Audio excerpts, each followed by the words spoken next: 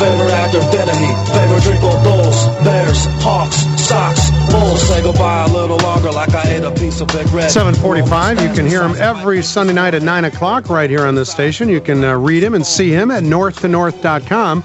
We welcome back to the program. Mike North is here. Hi, Mike. What's up, guys? How's it going? It's going pretty well. I was thinking last week when I heard about this Friday night fiasco at Soldier Field, nobody goes down the day before to check on the turf, because to get families to drive in on Friday afternoon with Lollapalooza adjacent and spend 2.5, 3, 4 hours in the car only to get there and find out that the Bears turn around and leave. What a disaster as far as public relations. Yeah, and when I worked for the Park District, John, we did everything. They used to take the crews. I was on the north side, and I was a landscaper. We made sure the football fields were marked on the north side. We made sure that the baseball fields were marked, that everything was cut. Tim Lefebvre's job in the Chicago Park District at Soldier Field is to make sure of three things. The stands are cleaned after the games, which we used to do on Monday morning. I think they privatized that since then, since the 70s and 80s. And water the grass. I know. That's the job of a landscape crew. Make sure the field's in shape. I was stunned. I couldn't believe it. Now, I know Timmy. I don't think he should be in charge anymore. He should be reassigned like they do with other people within corporate America. He's been with the Parks a long time. But that is incompetent. But here's the other thing. I think it was compounded by the Bears because once you get there, you've already come up from Bourbonnais, all right? The guys are on site. At that point, okay, I understand Hester doesn't want to run. I understand these guys don't want to injure themselves. Okay, fine. I understand the union's involved. Got that.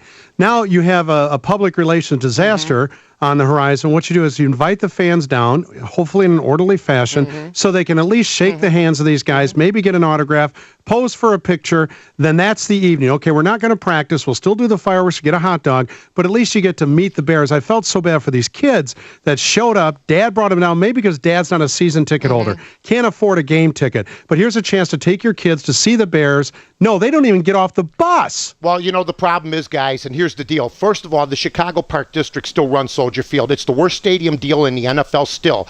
It's the Flintstones meet the Jetsons, the way they built the situation. You have a modern stadium within an old archaic stadium, number one. Number two, you're absolutely right. But the Bears public relations, they deal mainly with the media.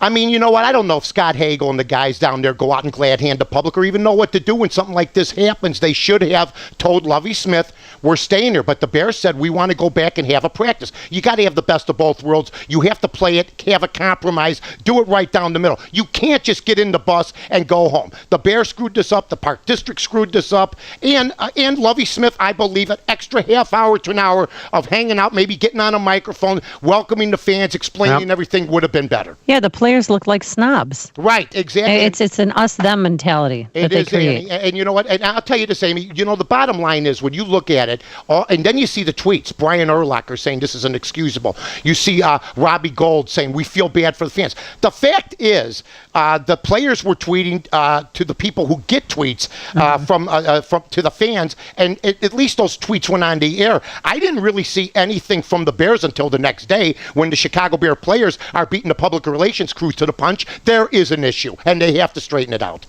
Perfect. Talking to Mike North this morning, how does it look for as far as them getting ready for Saturday? Do the Bears seem to be prepared? Yeah, well, you know what? Here's the thing, guys. There's been 10 Achilles tendon injuries, mostly to 10 players in the National Football League right now, 25 and under, because they rushed back. They didn't have off-season conditioning. If I'm the Chicago Bears, I take it easy. All the 10 players are under 25. They're not known names, but sooner or later, some of the big stars are going to go down because they rushed back to camp. They didn't do the 2-3 mini voluntary camps that they do during the offseason. And now this is an argument to keep those 4 preseason games because they're on a short leash and already guys are going down like flies. I think the Bears will be ready. Who's going to be the cornerbacks? The corners for the Bears? Yeah. Well, you know what? That's something that you got to take a look at. Is you got Peanut Tillman. Right. You got basically Major Wright is coming back. There's some young guys there that are back there. Daniel Manning is gone, which quite frankly I was a little shocked at. He's with the Carolina Panthers. So that remains to be unfolded. I'd like to give you an exact answer, Amy, but right now there isn't one. They're still shaking it out in the secondary, and a lot of people are picking the Bears. Do you know that in the last 15 years, I heard this today, 5 teams that made the playoffs the year before don't make it the next year? So out of the 8-9 teams that make the playoffs, There's going to be 5 that don't make it. And a lot of people are saying the Bears may not repeat, but you don't hold it against Lovie Smith because he's come up with surprises before. Place your bets now. Thank you, Mike. Absolutely, guys. Take care of yourself. Take care. Mike Bye-bye. North, 9 o'clock, Sunday nights on AM 560 WIND.